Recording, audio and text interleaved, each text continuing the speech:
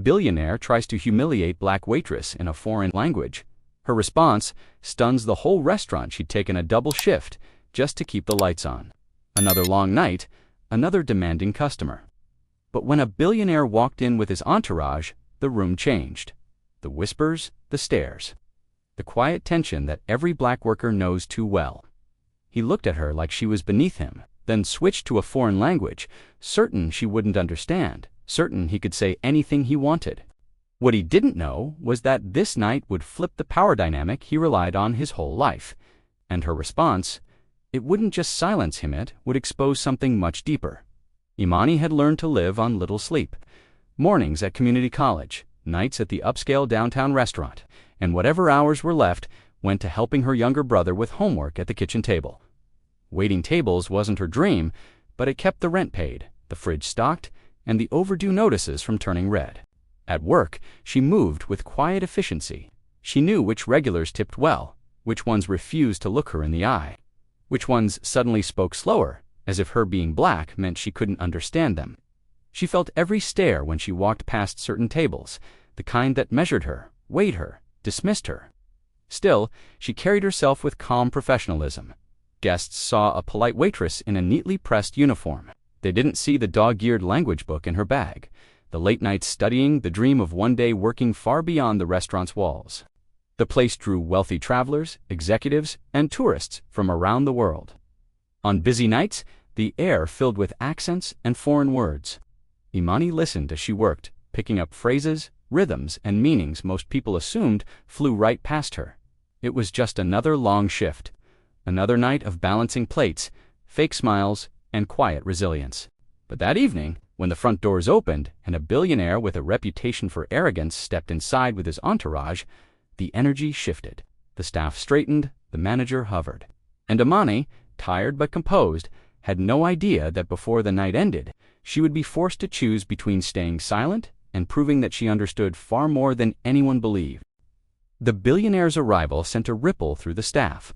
The host straightened his tie, the bartender wiped already spotless glasses, and the manager moved with a nervous smile reserved only for people whose names appeared in financial magazines. Within minutes, a prime table was cleared, candles were relit, and the man and his entourage were seated. By chance or, maybe because her section was always the busiest, the table fell to Imani. She approached with the same calm professionalism she used with everyone else. Inside, though, she felt the familiar pressure that came when serving certain wealthy guests, the need to be perfect. To prove wrong every stereotype they might silently hold about a black woman in a server's apron. The billionaire barely looked at her when she greeted the table. His eyes flicked over her namatag, then down her arm, lingering just long enough to make clear that he had already judged her. He spoke to the others at the table instead of to her, waving a dismissive hand when she tried to guide them through the menu. Then it started. He shifted into his native language, a smooth, expensive-sounding tongue she had spent months struggling to learn from second-hand books and late-night videos. The tone was light, almost amused, but the meaning cut like glass. He made a remark about how people like her were only good for serving others. Wondering aloud how someone with her skin could possibly afford to eat in a place like this, let alone work there. His friends laughed. To anyone else nearby, it sounded harmless, even elegant. To Imani, who understood every word, it felt like the floor had tilted. She kept her face neutral, her posture steady, as she refilled glasses and took orders. Inside, her stomach twisted. This was exactly the kind of man who believed his money insulated him from consequences. The kind who used another language as a shield, confident that the person he targeted would never understand. With each course, the comments escalated. He criticized the way she walked, her hair, the shape of her hands as she set down glasses. He implied she had the job only because of a diversity policy. He joked to his companions that she probably thought their language sounded like noise. Imani felt heat rise in her chest, but she swallowed it down. Rent was due. Her brother needed textbooks. The manager hovered nearby, eager to keep the billionaire happy, ready to blame any discomfort on her. At one point, as she stepped away, she noticed a middle-aged couple at a nearby table watching the group. The man's expression had shifted from casual interest to quiet disgust. It was subtle, but it told her something important. She might not be the only one who understood what was being said. The billionaire leaned back in his chair, relaxing into his own cruelty. He moved into even harsher territory now, using a slur, suggesting she should feel grateful to be allowed this close to real money. His friends smirked, their laughter low and conspiratorial. Imani's hands trembled as she picked up the next tray. Years of quiet endurance pressed against a new, sharper realization. He believed she was powerless. He believed his language protected him. He believed no one at that table, least of all the black waitress in front of him, was capable of challenging him on his own terms. She thought of the nights hunched over that dog-eared textbook, repeating foreign phrases until her voice was hoarse. Of the dream she carried of one day stepping into rooms where people spoke to her, not around her. As she walked back toward his table with their desserts and the check, a decision settled over her like armor. The humiliation was real. The risk was real, but so was the power she suddenly realized she held. He had no idea what was coming when she opened her mouth next. Imani set the desserts down with steady hands that did not match the pounding in her chest. The billionaire lounged in his chair, already preparing his next casual insult, still wrapped in the safety of a language he believed was his private armor. The manager watched from the corner, torn between appeasing money and protecting his staff. Though she knew which side usually won, Imani drew a slow breath and began to speak. At first, her words were soft and formal, the same language he had been using all evening, shaped with the precise accent she had practiced in the quiet of her small apartment. The billionaire's fork stopped mid-air. His eyes narrowed, confused, then focused. Recognition hit. She kept going. She repeated his remarks back to him, one by one. In his own tongue, the comments about her skin, her worth, her place in the world, the slur, the suggestion that she should be grateful to stand beside his table. Each phrase landed like a mirror held too close to his face. His companions stiffened, glancing between them, realizing that every cruel word he had tossed out so easily had been heard, understood, remembered. The nearby couple, already suspicious, understood enough to see the shift. Phones appeared in hands.